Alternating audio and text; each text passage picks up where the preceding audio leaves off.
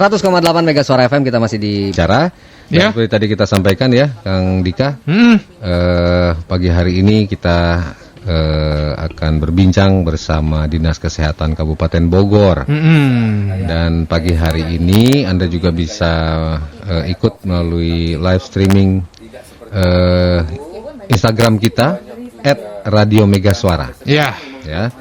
Jadi Anda juga bisa ikut partisipasi, bertanya melalui 0811-112-1008. Ya, kita ucapin dulu nih. Selamat pagi. Ibu Intan, Ibu Dokter Intan. Bu Dokter. Mas Dika. Iya, kebetulan Ibu saya ada pusing-pusing belakangan ini teh Bu ya. Nanti bisa datang ke tempat praktek saya.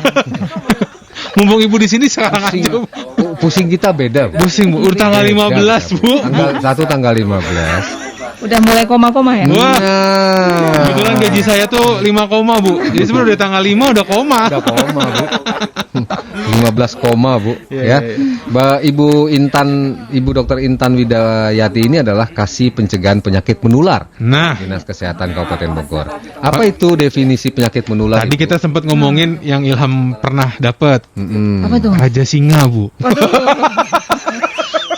Kok jadi itu Maksudnya pembahasan? pernah piara raja singa? Ya. Raja hutan ya adanya ya. Lion King. Jadi gini Ibu, tadi kita juga sahabat Mega Suara itu sempat ngobrol mengenai donor darah. Ya. Kaitannya dong ini nanti ya, sama tema kita. Ada kaitannya. Ini betul. Salah satunya tema kita kali ini adalah mengenai penularan HIV/AIDS dari ibu ke anak. Lewat darah juga tuh. Pasti lewat darah. Betul. Nah, ada hubungankah juga dengan donor darah dan lain sebagainya? Gitu ya Bu ya. Ya. Bu, tadi kalau kita ngobrolin masalah HIV/AIDS dulu lah, ya. Kita mungkin sudah mulai lupa. Wabah nggak Bu masuknya Bu? Enggak sih. Apa namanya apa Bu? Dia jenisnya? Apa ya? HIV/AIDS insiden aja sih.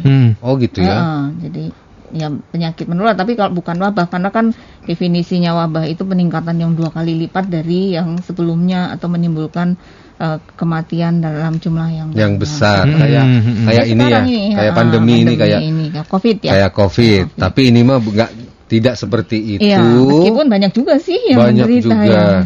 Dan sampai sekarang memang belum ada ya Bu ya obatnya? Obatnya ada tapi tidak menyembuhkan. Gitu. Jadi obat sih diberikan, cuman memang statusnya tidak menyembuhkan. Bukan seperti orang tifus, minum obat sembuh. Orang TBC minum obat sembuh gitu ya. Kalau HIV minum obat ya untuk bertahan hidup. Mempertahankan hidupnya. Kalau mau terus hidup ya minum obat. Oh gitu ya. Beda dengan TBC. TBC itu bisa ada obatnya. Ada obatnya, diminum rutin bisa sembuh. Hampir sama kayak cancer dong berarti Bu. Kayak kanker. Mirip juga. Mirip ya. Kanker kan juga nggak ada obatnya buat. Belum ada obat buat sembuh. Saat ini belum. Hanya untuk treatmentnya aja kan gitu ya. Mempertahankan hidup. Sampai batas waktu yang ditentukan oleh Maha Kuasa. Bu, kalau kita ulang lagi HIV/AIDS ini Bu adalah menurunnya kekebalan tubuh. Gitu ya Bu, benar ya? Jadi HIV itu adalah satu nama virus ya, Human Immunodeficiency virus gitu. Nah, si virus HIV ini masuk ke dalam tubuh kita, menginfeksi sehingga membuat daya tahan tubuh kita atau orang yang terkena itu menjadi turun. Ketika turun, orang kan kalau daya tahan tubuhnya turun, ya pilek lah, ya batuk lah, ya macam-macam penyakit masuk ya. Nah, itu nanti yang dinamakan dengan AIDS, Acquired Immunodeficiency Syndrome, artinya sekumpulan gejala yang ditimbulkan oleh atau disebabkan oleh virus HIV itu. Itu jadi si HIV ini yang menyebabkan daya tahan tubuh kita itu jadi turun. Menyerangnya kekebalan tubuh tadi itu ya? Iya, si kekebalan tubuh itu tadi. Jadi semuanya diserang?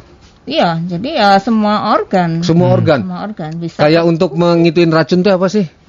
Pankreas ya, apa Bu? Yang untuk menetralisir racun teh di tubuh kita tuh hati atau pankreas atau semua organ bisa kena. Misalnya dia gejalanya ada di kulit, gejalanya bisa kelihatan dari kulit.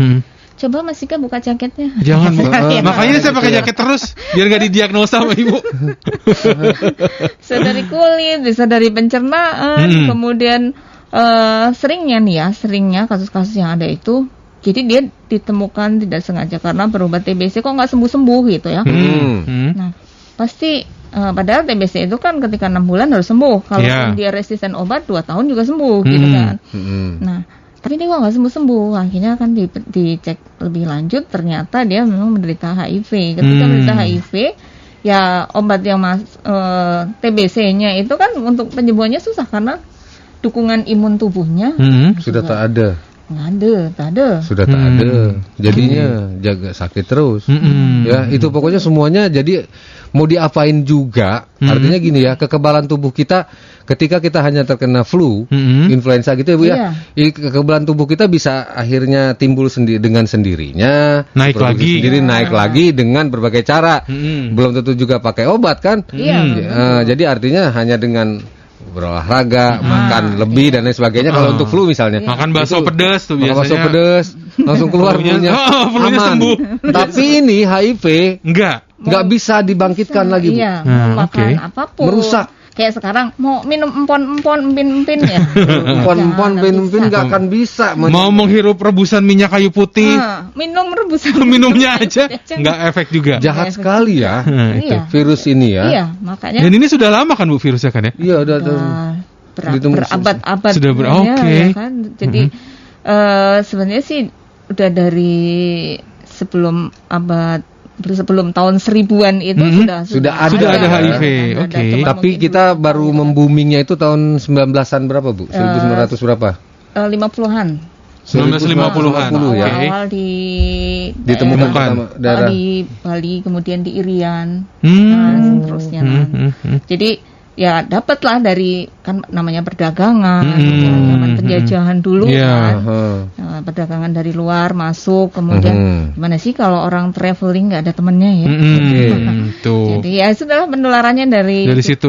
Kalau dilihat Ibu bilang tadi pertama kali misalnya kasus di Indonesia gitu ya, 50-an kemudian ditemukan di Bali, kemudian di Irian, Papua dan lain sebagainya. Apakah memang orang yang beresiko dengan HIV ini adalah orang-orang tertentu atau dengan gaya hidupnya seperti apa? Siapa sih yang rentan, Bu? Nah, ini sebenarnya orang-orang yang rentan itu tentu saja orang yang punya status imun rendah ya.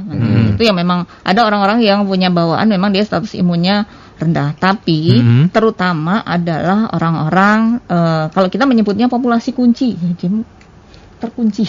Populasi kunci. Apa itu populasi kunci ya? Populasi kunci itu kayak wanita pekerja seks, kemudian LSL, WSW, nah apalagi itu ya? Apa Bu? LSL itu lelaki seks lelaki, WSW itu wanita seks wanita, lesbi dan gay. Nah itu kalau terus kemudian transgender, terus kemudian pemakai jarum suntik. Kenapa mereka adalah orang-orang yang berisiko? Karena perilaku atau gaya hidup mereka yang kebanyakan menyimpang kan, terus melakukan seks bebas, kemudian ya tanpa perlindungan, kadang-kadang juga mereka mungkin kurang ngeh ya karena ketidaktahuannya juga.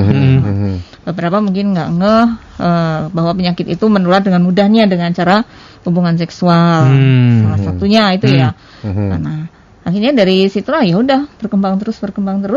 Bahkan sekarang bukan hanya populasi kunci aja yang menjadi beresiko, tapi adalah ibu rumah tangga. Jadi sebenarnya kalau sekarang siapapun bisa kena. Ketika seseorang yang dia tidak mengalami penyimpangan secara seksual, artinya laki-laki normal, wanita lebih rendah normal, resikonya. Sebenarnya lebih rendah seharusnya. Tapi sekarang akhirnya yaitu tadi bahwa bisa menular ketika kita tidak tahu. Dalam tanda kutip main di luar, bawa ke rumah ya Bu ya, akhirnya kan gitu ya, kan kasihan istrinya, anaknya, pasangannya. Ya, berarti kan? Secara seksual gitu Bu penularannya? Nah itu kebanyakan sih memang secara seksual. Jadi itulah mungkin yang membedakan dengan kayak sekarang itu lagi COVID kan ada di mana-mana, droplet segala macam dan sebagainya. Tapi ini lebih spesifik bahwa dia memang sama-sama belum ada obatnya, kekebalan tubuhnya juga nanti diserang. Nah itu gaya penularannya yang lebih rentan adalah mereka yang berperilaku menyimpang. Begitu ya Bu ya, lebih menyimpang baik itu sesama maupun juga beda jenis juga begitu. Kemudian yang kedua tadi apa, jarum suntik ya Bu ya? Makanya jarum suntik kadang-kadang kan suka baok-baok itu. Kan kalau sudah teler gitu mana ngeh itu steril atau enggak ya? Jon pinjam jarum dong Jon. Terus penghematan ya. Iya. Kita jauhin nih barang bagus. Kayaknya pernah nih. Gitu. Dia banyak main Bu. Oke ya. Mainnya di Lido sih dia. Sama anak BNN mainnya. Ya. Jadi gitu dari jarum suntik, kemudian dari perilaku menyimpang seks, dan tidak lewat droplet, ya kan? Tidak lewat droplet enggak kan? Droplet enggak. Jadi sebenarnya di air liur, air mata, keringat itu ada sebenarnya. Cuman jumlahnya terlalu kecil, untuk menularkan gitu. Untuk menimbulkan sakit. Nah, dulu mungkin dari donor darah yang tidak terscreening, tapi sekarang dari PMI dan tim jajarannya itu untuk setiap melakukan donor darah pasti darah yang didonorkan itu dilakukan screening. Dan screeningnya bukan hanya HIV aja, ada hepatitis, hepatitis B, hepatitis C dan lain sebagainya, sehingga ketika masuk ke tubuh orang lain ya benar-benar sudah aman gitu ya, sudah safe. Itu satu, makanya kita tadi pagi ngobrolin masalah donor darah itu aman-aman saja saat ini. Tidak usah khawatir begitu kan. Satu, jarum suntiknya juga pasti hanya dipakai sekali gitu kan. Dan dokter-dokter juga sekarang menyuntik pasien itu sekali pakai kan. Nggak ada yang sampai zaman dulu itu masih disteril. Saya ingat banget. Dibakar. Dokter saya di sini nih, di Sukasari sini ada. Dokter Linda. Bukan. Pau Bunciang namanya. Bener. Belum lahir masih. Belum lahir. Ibu aja belum lahir, apalagi saya, Bu. Jadi di sini ada Dokter Pau namanya. Jadi saya masih ingat. Saya masih kecil itu Bu, needle-nya itunya tuh masih satu dan kemudian ditaruh di tempat steril. Tempat sterilnya dari itu. Masih ada Ibu ya? Peninggalan dari Ibu. Oh, Ibu juga dokter. Bidan. Oh gitu. Jadi bukan dibakar itunya jarumnya. Bukan Jon. Disiram alkohol. Macam-macam, bisa ada alkohol, bisa direbus zaman dulu mah. Iya, direbus. Karena mungkin zaman dulu terbatas kali ya. Terbatas. Nah, kalau sekarang kan sistemnya plastik. Ya, kalau dulu mah dari kaca, Bos. Dari kaca. Dari bahan kaca, kemudian disuntik bergantian ya. Itu mah. Nah, itu makanya dirubah ya, Bu ya. Itu kita sudah nggak usah khawatir dari kesehatan pun. Nggak mungkin selama kita tidak menyimpang, ya Bu ya. Makanya yang yang disasar adalah orang-orang yang penyimpangan, nyuntik-nyuntik sembarangan itu untuk pakai morfin dan lain sebagainya, Ibu ya. Tahu banget sampai namanya morfin, Ibu ya. Apal dia. Kok jadi mantan Bu dia. Nah, itu dia. Cara penularannya kita sudah tahu, orang beresikonya kita sudah tahu. Nah, satu lagi nih penularannya dari ibu ke anak ini. Makanya ini yang kenapa sih kita kok jadi concern banget penularan ibu ke anak? Jadi kalau ibunya positif, anaknya pasti positif. Enggak juga. Enggak juga. Oke, tuh. Bisa untuk menjadi tidak. Nah, itu yang kalau ada SKB, syarat ketentuan berlaku. SKB-nya apa, Bu? Kaget saya kira ada ini baru, SKB itu syarat ketentuan.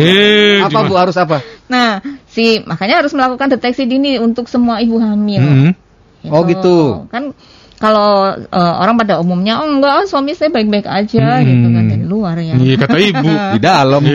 Di luar? Enggak tahu. Kayaknya. Ayo untuk para suami harus suaminya yang suka sering dinner. Bu, gedein volume radionya, Bu. Ini pelajaran penting, Bu. Tapi ini mungkin akibat ibu-ibu itu terlalu cemburu ya. Terkekang ya di rumah ya. Jadi cari yang lain ya. Nah, ini. Dia selalu berpesan begini, "Papa, nanti jangan lirik-lirik wanita lain ya. Dia lirik lelaki lain." Iya, coba. Bu, yang sekarang harus dicurigai itu ya, Bu. Justru bukan dengan wanita lain, Bu. Makanya sekarang kalau ada anak-anak laki-laki kumpul-kumpul di kos-kosan, itu belum tentu benar juga. Iya. Kalau dulu kan takut ya. Masuk kamar kalau laki perempuan. Nah, sekarang mau laki perempuan tetap ditanyain juga. Itu dia perlakuan menyimpang itu ya. Jadi SKB-nya apa, Bu? Biar si anak nih nggak positif juga. Saya nanti kan si ibu harus dari awal mulai kehamilan itu melakukan deteksi dini supaya tahu nih, saya ini kena HIV nggak sih, dan nggak perlu takut juga kalau misalnya, saya kalau kena HIV pasti sih orang akan melihatnya, emang dia ngapain dia gitu kan. Tapi ya abaikan omongan orang seperti itu, yang penting kan untuk diri sendiri ya. Nah, ketika tahu ternyata misalnya memang si ibu ini HIV-nya positif. Nah, itu bisa minum dari awal meskipun dia hamil, tetap minum ARV, antiretroviral virus namanya obat. Apa Bu? Pelan-pelan Bu. Antiretroviral virus. Jadi untuk obat Anti itu anti. Retro itu memperbaharui. Udah. Dokternya aja. Viral itu. Gak usah sosok. Itu mah cocokologi ntar jadinya. Gak apa-apa. Jadi obat antivirus lah. Intinya obat antivirus. Oke. Antivirus HIV itu. Nah, ketika minum itu otomatis kadar virusnya akan menjadi rendah kan. Itu kalau udah terlanjur hamil nih. Nah, sehingga virus yang masuk terus kemudian melewati barier plasenta itu, nah jumlahnya juga akan menjadi sangat sedikit untuk bisa menginfeksi si bayinya. Jadi si bayinya aman. Si bayi belum tentu juga positif kalau ibunya positif. Bu, kan gini ya Bu ya. Ini dalam kandungan, dalam janin, dalam perut ibunya. Makanan yang masuk ini kan yang masuk ke si bayi nih Bu ya, ke si janin ini kan masih dilindungi di dalamnya nih Bu. Enggak. Ini gimana bisa sampai puser itu kan kalau bayi lahir itu kan ada pusernya yang panjang itu. Oke, ini kan sumber makanan dia lewat puser itu ya, hari-hari puser dan lain sebagainya masuk ke dalam si bayi. Nah, bagaimana bayi ini bisa terkena virusnya ketika di dalam kandungan? Ngikut darah tadi. Kan virusnya kecil sekali ya. Nah, jadi ngikut aliran darah aja masuk ke melewati plasenta itu. Sebenarnya si plasenta itu kan punya barier ya. Bisa menyaring berbagai penyakit tertentu, tapi hanya untuk ukuran tertentu juga. Ketika si virus HIV ini dia bisa melewati barier plasenta ini untuk masuk ke janin itu. Tapi kalau dikasih obat jumlah virusnya jadi lebih sedikit gitu yang masuk. Gitu. Terus juga saat persalinan nggak mungkin dong ibu bersalin nggak berdarah-darah. Nah, saat persalinan itu kan ya pasti si janinnya mungkin ngecap darahnya atau apanya. Nah, kalau si ibu ini meminum ARV, otomatis kan ada virusnya juga rendah ya, rendah mungkin. Sehingga ketika persalinan itu juga risiko penularannya menjadi kecil. Sama ketika menyusui, karena bisa lewat ASI juga, hebat ya virusnya ya, darah liur pokoknya semua cairan tubuh nih. Nah, ketika minum ARV dengan baik, kadar virusnya juga rendah, dia juga tidak jumlahnya sangat terlalu sedikit ketika ada di dalam ASI, sehingga si bayi pun itu bisa imun si bayinya bagus, dia bisa untuk tidak terkena. Enggak yang masih saya belum paham Ibu ya, Pak. Saya nih yang belum paham. Karenanya katanya itu kan melalui darah ya Bu. Maksudnya berarti kan ada bukan lewat oral, bukan lewat mulut tertelan, itu bukan ya Bu? Bisa aja kalau ada darah yang masuk. Nah, kan kita nggak mungkin ya. Darah kalau bayi ya mungkin karena dia pasti makanannya adalah apa yang dimakan ibunya.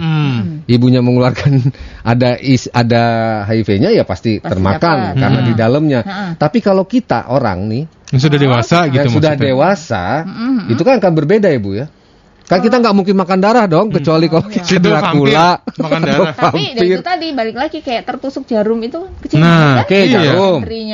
Hubungan seks di mana Bu? Nah, cairan mani. Cairan tubuh, cairan mani. Oke.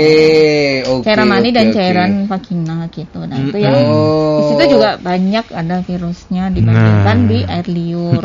Nah, cuman jangan ditanya kenapa di mani banyak, di air liur sedikit. Atau di air mata sedikit ya. Itu jangan ditanya. Panjang lagi ntar urusannya Bu ya. Panjang lagi urusannya ini. 2 semester. Itu ntar jadi kita kuliah kedokteran. Sedangkan kita basicnya IPS, ya? Udah susah. Berarti yang jelas bahwa memang adanya di darah, ya kan? Jadi artinya dia akan adanya di darah, menularkannya itu lewat tadi perilaku menyimpang dan juga masuknya lewat darah itu tadi, lebih banyak ke sana. Ya, khusus untuk yang air liur dan lain sebagainya, air mata dan lain sebagainya, ini sangat kecil kemungkinannya. Yang besar lagi di cairan tubuh atau sperma dan cairan mani ya, cairan mani sama cairan vagina. Iya.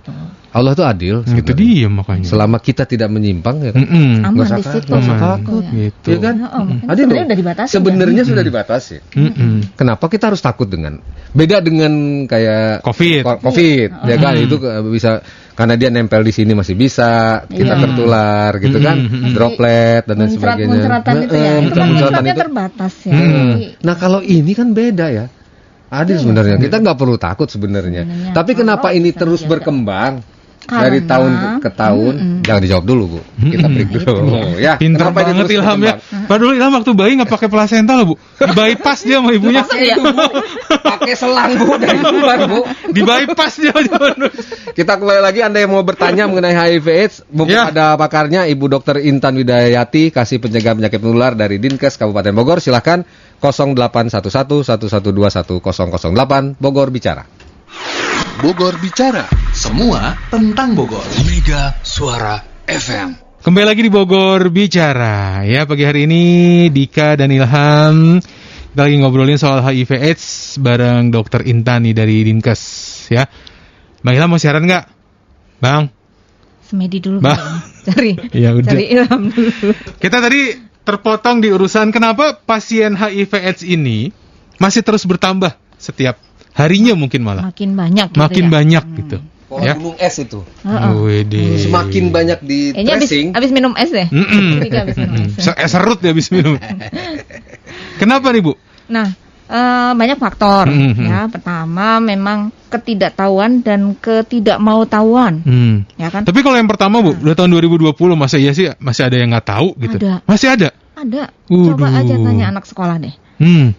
Karena kan pernah dulu, tapi memang udah lama ya. Kita mengadakan survei ke anak sekolah gitu ya. Ketika tanya HIV itu apa, terus cara penularannya bagaimana gitu kan. Kehamilan itu apa? Ya, jawabannya ada yang hamil bisa disebabkan oleh ciuman. Dari situ aja udah tahu dong, hamil aja dia nggak tahu apalagi HIV gitu ya. Tapi kalau berenang enggak kan, Bu? Waktu itu sempat siapa itu? Yang disebut ada ya yang bilang berenang sama klorinnya itu. Ya. Allah bisa berenang di kolam renang. Nah, kemudian juga perilaku ya. Perilaku, gaya hidup, artinya perilaku tuh kayak gimana sih? Kadang-kadang nih para pria nih, saya nggak tahu benar apa enggak. Para pria ini suka bosen ya. Bosen suruh makan sayur asam, kadang-kadang pengen telur pindang gitu. Nah, seperti udah itu. Kasih telur pindang pengennya telur ceplok.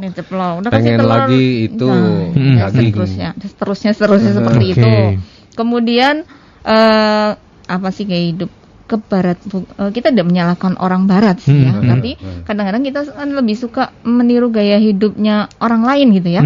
Nah, di sana mungkin kegiatan seksual yang bebas itu sudah hal yang biasa gitu kan. Dan ternyata mereka negara maju kok, pada kaya-kaya kok, cari duitnya gampang kok, dan sebagainya seperti itu menjadi alasannya. Akhirnya seperti itu terjadilah perubahan gaya hidup yang tadinya mungkin berpacaran dengan lawan jenis gitu ya. Nah, kemudian mencoba dengan sesama jenis kayak mana gitu. Terus kayaknya tren ya soal pergaulan misalnya, salah bergaul gitu kan. Atau soal keimanan yang mulai menipis gitu ya. Artinya masa iya sih ada Tuhan, masa iya sih. Nah, seperti itu. Jadi banyak faktor. Kemudian juga ya ketika orang udah tahu nih sebenarnya HIV itu menular melalui seks bebas salah satunya, udah tahu nih melalui jarum suntik gitu. Tapi kan tidak semua orang yang melakukan hubungan seks itu kena sakit kan, gitu kan. Akhirnya dia jadi permisif kan. Semua orang yang menggunakan narkoba nggak semua orang HIV. Gitu. Jadi akhirnya dia permisif ya pas bejo aja sih dia kena ya. Atau memang dia memakai pelindung, dia hati-hati karena ada beberapa orang mungkin yang tidak bisa merubah perilakunya. Kita juga mungkin tidak bisa dong menyuruh orang yang maaf mungkin dia udah PG, transgender ya, atau udah LSL, tidak bisa dong, hei kamu bertobatlah, kan nggak mungkin ya. Nah, kita paling ya bisa mengintervensinya ke arah perilaku ya. Kalau melakukan seperti itu, lakukan dengan pasanganmu sendiri, gitu kan. Jangan dengan orang lain. Andai pun kamu lakukan dengan orang lain ya pakailah pengaman, seperti itu ya. Hanya sebatas seperti itu. Tapi kalau intervensi soal kejiwaan supaya mereka kembali lagi. Nah, itu sudah bukan di kewenangan kita, meskipun ya boleh-boleh aja sih kita, tapi bukan pada saat yang seperti itu. Oke, itu mungkin salah satu penyebabnya kenapa masih terus bertambah gitu ya. Dan satu lagi karena ini nih para lelaki yang berpetualang, kemudian kembali ke rumah ya, kembali ke rumah. Itu repotnya.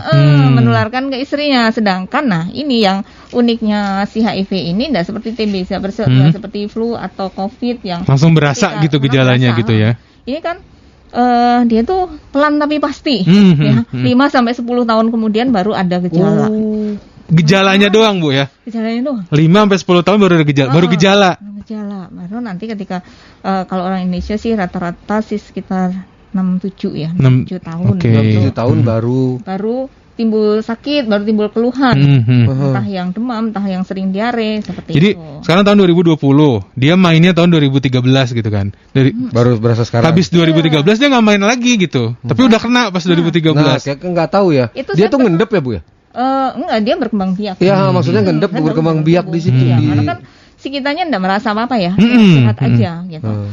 Nah, saya juga pernah punya pasien seperti itu. Suami istri punya anak, kemudian awalnya anaknya berobat TBC. Udah 6 bulan nggak sembuh ya. Waktu itu karena memang beliau ya keluarga yang baik-baik aja gitu ya. Saya tidak menduga ke arah situ gitu kan. Terus karena riwayat dari keluarganya juga baik. Nah, ketika saya saranin untuk itu, kaget dong mereka ya. Masa sih HIV anak saya gitu kan.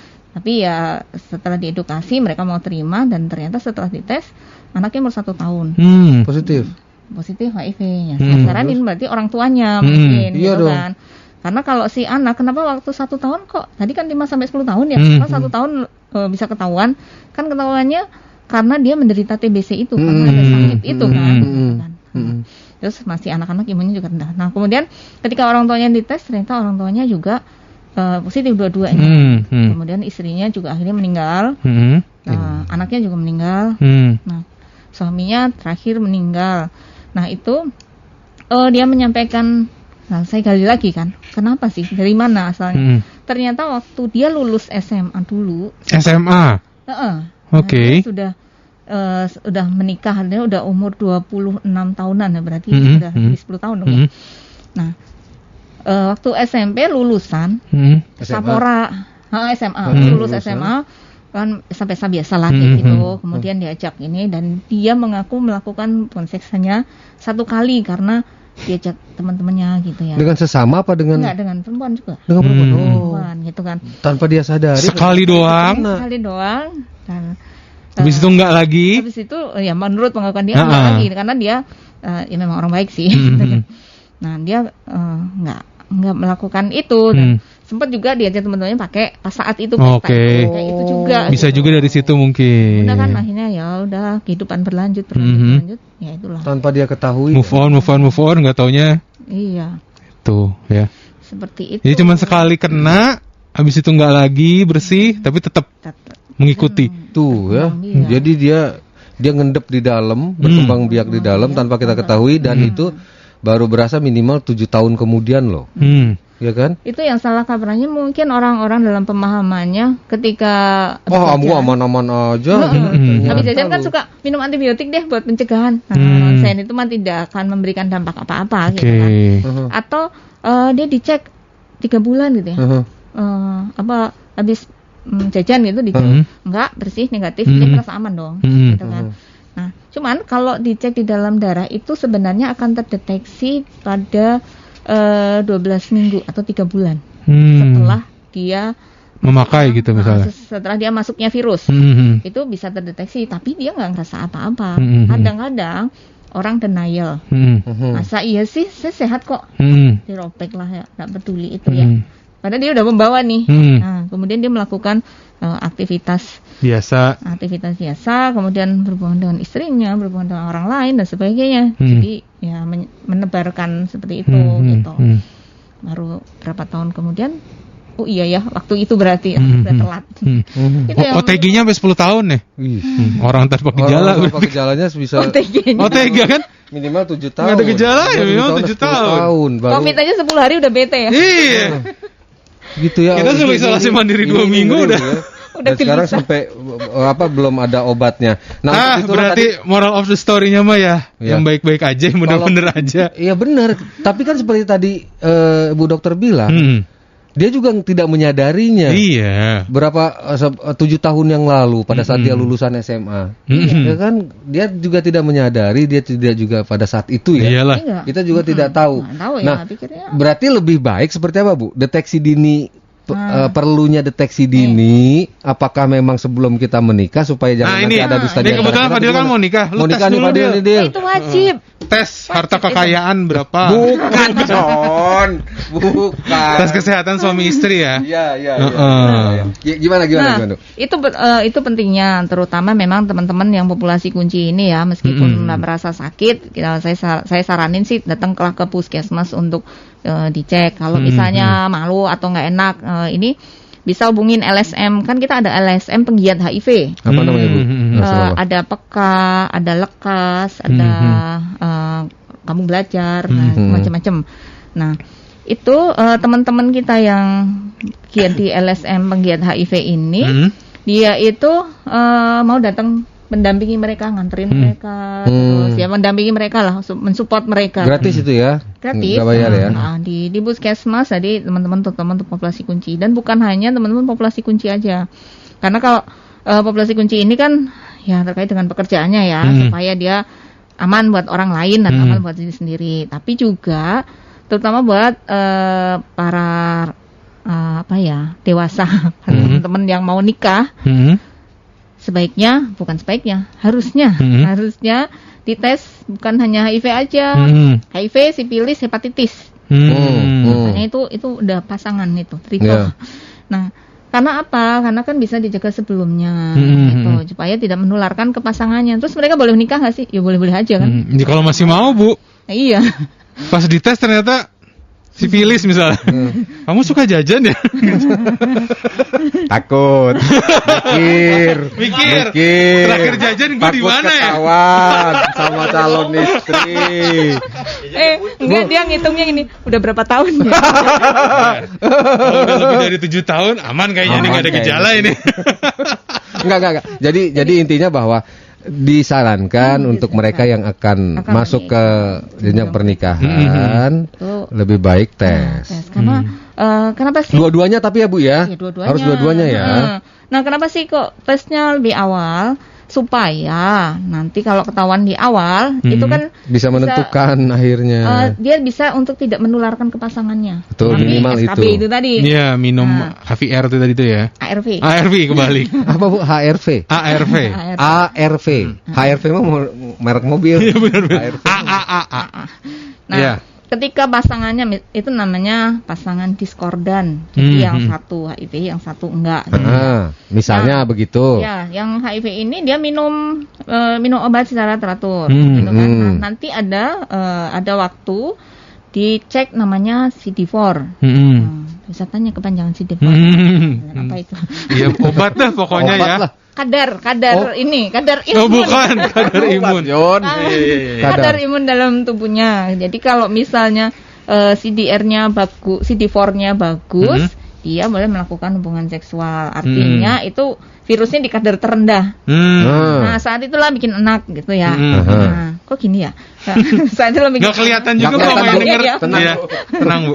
Nah, saat itulah mereka melakukan hubungan seks tanpa pelindung, supaya bisa memberikan keturunan. Nah, kalau yang ternyata positif si ibu, dia tetap minum ARV terus, gitu ya. Nah, kemudian gimana sih hari-hari biasa? Terus berarti kalau pas CD4-nya tinggi dong mereka melakukan, ya sebaiknya seperti itu. Tapi kalaupun ya sewaktu-waktu harus menggunakan pelindung. Itu makanya pasangan diskordan ini diperbolehkan. Dan ya ada juga sih, maksudnya teman-teman kita yang sampai sekarang pun pasangannya nggak terinfeksi karena mereka cek rutin ya. Setiap 3 bulan cek rutin itu tidak terinfeksi, gitu. Dan anaknya juga sehat-sehat saja gitu, dan baik-baik aja. Itu ya mereka tetap menjalani hidup normal, bekerja dan sebagainya seperti itu. Jadi orang HIV itu bukan orang yang hina sebenarnya ya. Mereka kan ya terdampak banyak faktor ya. Udah lupakan istilahnya masa lalunya gitu ya. Nah, itu bisa diperbaiki untuk di kemudian hari sehingga generasi penerusnya itu benar-benar generasi yang sehat. Gitu. Apa sih kita mesti deteksi dini baik ibu hamil maupun remaja pranikah. Nah, gitu. Jadi itu yang diwajibkan. Jadi nggak usah khawatir untuk Anda yang mau menikah, kalau ada orang tuanya atau calon mertuanya, tes dulu HIV/AIDS, itu bagus malah. Iya. Malah bagus ya, ada orang yang menyarankan. Ya kalau calon mertuanya itu Ibu Intan, pasti disuruh tester calon mantunya. Kalau anak saya nanti ngisi itu kuesioner dulu. Untung lo nggak pacaran sama anaknya Bu Intan dia. Iya. Ngisi pitli dulu. Ngisi kuesioner ya kan. Sama dilihat IPK-nya berapa? Enggak ke arah sana pokoknya. Kalau Bintang mah langsung ya dites gitu kan. Bu, tesnya di mana? Mahal atau meliputi tes apa aja sih? Atau ke Dinkes bisa gitu misalnya? Iya, ini kebetulan kan memang ada program dari pemerintah untuk eliminasi HIV ini ya. Udah ada Permenkesnya. Nah, itu tuh di puskesmas gratis. Puskesmas gratis. Ya, Oke. di puskesmas gratis untuk tesnya. Di masa pandemi ini masih bisa tetap? Bisa. Normal aja biasa. Oke. Karena kan dia dari darah yang ngambilnya ya, bukan dari tenggorokan. Jadi datang aja teman-teman ke puskesmas untuk cek deteksi dini yang mau nikah, yang ibu hamil, dan teman-teman populasi kunci, supaya segera mendapatkan tindak lanjut atau tata laksana.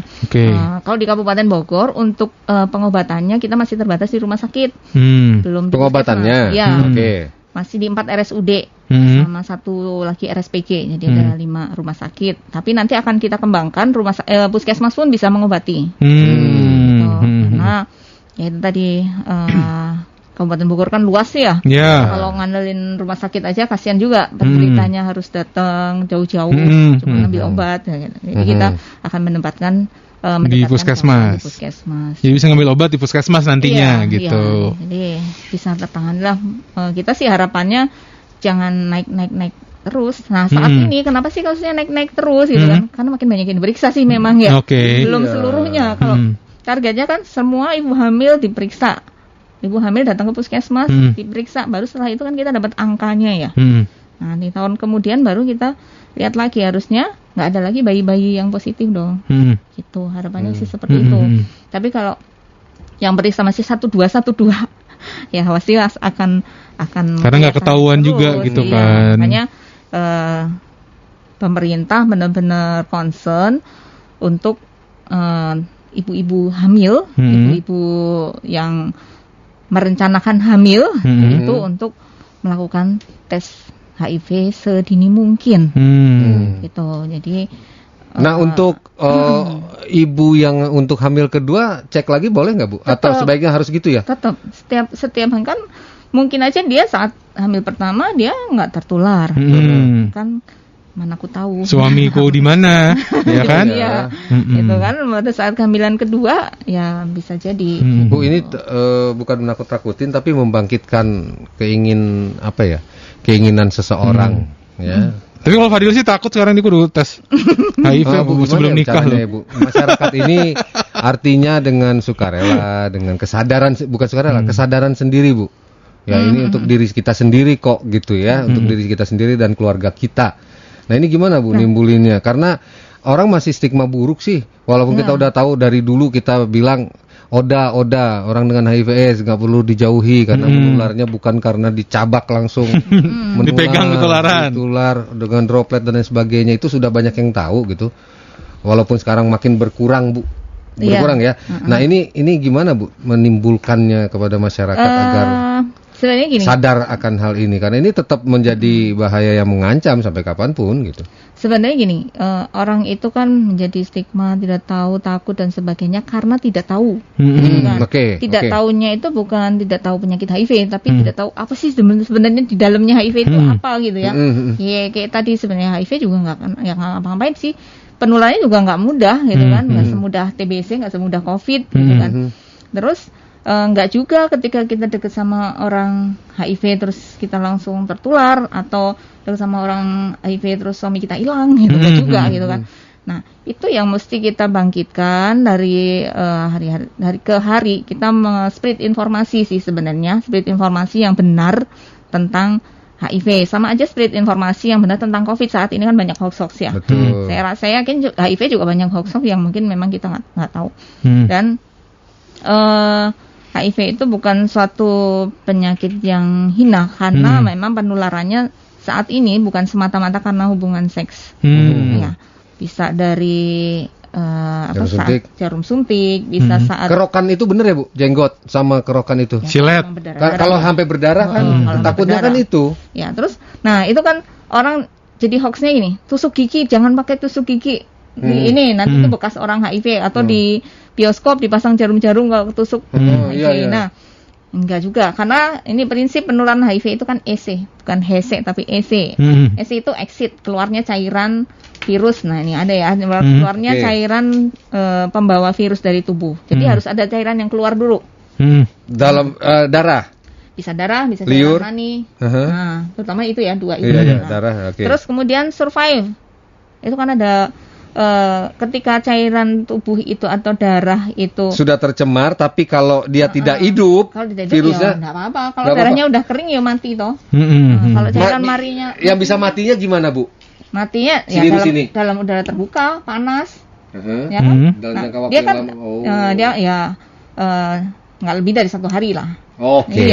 Kemudian sufisien itu jumlah virusnya. Kalau jumlah virusnya cuma 5, dia cuma bawa teman 5 ya nggak akan ngapa-ngapain. Tapi perlu jutaan ya, jutaan virus untuk bisa menginfeksi tubuh seseorang. Kemudian ada virusnya, virusnya hidup, jumlahnya banyak, tapi dia nggak bisa masuk. Darah orang bercecer-cecer di sini filter, tapi gak ada yang nyentuh nih.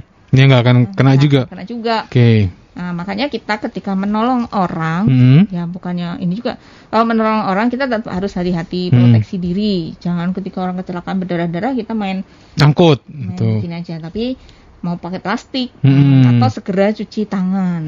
Setelah. Jadi kita juga harus proteksi. Nah, untuk itu tadi untuk bagi. Bu. Punten. Darah, liur atau air sperma. Itu kan tidak masuk lewat kulit pori-pori kan? Enggak, lewat luka. Ada luka dulu kan. Nah, berarti kan juga masih ada satu kesempatan bagi kita juga untuk kalau kita lupa pada saat itu, tidak waspada ketika nolong orang dan lain sebagainya, selama kita tidak ada luka nggak apa-apa, gitu kayak Bu ya. Jadi artinya, tapi bukan pengecualian itu. Kita tetap prinsip hati-hati kita ada. Tapi yang perlu diketahui oleh masyarakat adalah dia tidak masuk kalau kita sengaja megang darah, walaupun itu ada virusnya berjuta-juta di dalamnya. Kalau kita nggak ada kode entry-nya atau pintu masuknya. Nah, itu tadi makanya tadi exit, survive, enter, survive, sufficient jumlah kan? Oh, EC itu ya, exit, survive, sufficient dan enter. Enter atau kode entry atau pintu masuknya. Pintu masuknya selain luka, ini rongga mulut, ya kan? Kemudian mata, jadi mukosa ya namanya. Nah, ya kan masuk ya. Kalau lewat misalnya darah mata kita terpecik darah orang HIV, bisa nggak, tergantung jumlah virus kan ya. Karena kan itu udah masuk, udah ada tempat masuknya. Tapi kalau masuk ke kuping tapi nggak ada luka ya enggak lah ya. Enggak juga, susah. Oke. Darah hewan enggak ya? Hewan enggak ya dia ya? Kalau hewan enggak. Enggak ya? Enggak kan kalau terpercik itu kan kalau kita saat kurban kayak gitu enggak sih. Enggak ya, enggak ada ya. Enggak ada saat ini. Itu yang perlu harus diperhatikan juga masyarakat, jangan juga jadi parno karena ketidaktahuan kita. Itu benar. Betul itu ya. Oke. Jadi intinya bahwa pola hidup sehat tetap dimanapun, setia kapanpun. Mungkin ya. Khusus untuk kasus HIV ini adalah setia kepada pasangan. Ya kalau nggak mau setia ya pakai pengaman lah. Tuh. Jangan. Tetap deh. Tetap jangan. Kan kita nggak tahu bocor atau enggak. Nah. That's right. 10 lapis lah. Nggak berasa apa-apa itu. Lucu ya. Ngajarin enggak. Udah, jangan menyimpang, titik. Setia aja pokoknya. Ada 5 jari. A, B, C, D, E. Oke. A, abstinensia. Apa itu, Bu? Itu puasa ya. Artinya tidak melakukan hubungan seks yang berisiko. Oke. B, be faithful. Setia berarti kan. Setia dengan pasangan. Kan berhubungan ya. Iya. C. Kondom. Kalau pakai pengaman. Terpaksa gunakan pengaman. D, drug. Jangan menggunakan obat-obatan kebal jarum suntik. Yang disuntik gitu ya. Kemudian E-nya apa ya? Edukasi. Oke. Memperluas pengetahuan. Nah itu benar. Makanya ya sekarang ini kan banyak ya para remaja yang sudah mungkin pernah ikut grupnya. Saya pernah ikut. Grup apa nih Bu? Grup K ya. Oh ya. Tapi saya pakai akun G juga. Nah itu ternyata banyak sekali dari anak SD ada di situ, dewasa dan ya sangat vulgar. Ngeri banget sih ya sekarang ya. Nah itu kan kita sebagai orang tua itu juga harus ikut mengawasi gadgetnya anak nih. Karena kadang-kadang kan Korea ganteng ya. Yang cewek aja terpana, yang cowok aja terpana pakai cewek gitu ya. Enggak, kalau saya enggak bener. Walaupun saya cowok enggak terpana, Bu. Kalau ini dalang ya maksudnya yang angkatan Kiseno gitu. Iya, beda Bu, udah beda. Beda angkatan dia. Dia enggak suka K-pop ya. Nah, itu kan. Kemudian para orang tua memang harus aktif untuk mengawasi atau ikut memantau ya aktivitas anak, apalagi sekarang kan anak-anak lagi ini ya homestay. Nah, itu dengan pulsa unlimited. Oke. Gitu. Itu dia. Bu, ini sebenarnya masih panjang yang harus dijelaskan ya, cuma sudah mau jam 10. Dan saya pengen sampai Minggu ya. Aduh. Itu seminar, Bu. Itu enggak 3 SKS lagi. Kita memang asik tuh ngomong itu ya. Kita selesai siaran ntar kita koas jadi. Sudah lama sekali kita memang tidak mendapatkan penyuluhan mengenai HIV, Bu. Mungkin karena memang kita lagi karena semua orang kan ngomongin COVID ya. Tapi ini memang tetap harus perlu, Bu. Terima kasih untuk Dinas Kesehatan. Dan biasanya tanggal 1 Desember kan, Bu ya? Diperingati sebagai HIV AIDS itu. Sedunia itu ya. Sedunia ya. Jadi kita juga harus konsen. Jadi sekali lagi kenali. Nah, itu yang penting ya, Bu ya tadi ya. ABCDE-nya itu tadi, edukasinya tadi, kenali dulu. Dan jangan berlaku menyimpang lah kau. Baliklah ke jalan normal kau. Gitu kan? Intinya gitu ya. Oke, terima kasih Dokter Intan Widayati, kasih pencegahan penyakit menular Dinkes Kabupaten Bogor. Sekaligus kita semua pamit ya. Pamit dari Bogor Bicara. Bu, kita pamit sama-sama Bu ya. Terima kasih untuk kebersamaan Anda. Kita pamit semua. Tetap semangat. Wassalamualaikum warahmatullahi wabarakatuh. Bogor Bicara, semua tentang Bogor. Mega Suara FM.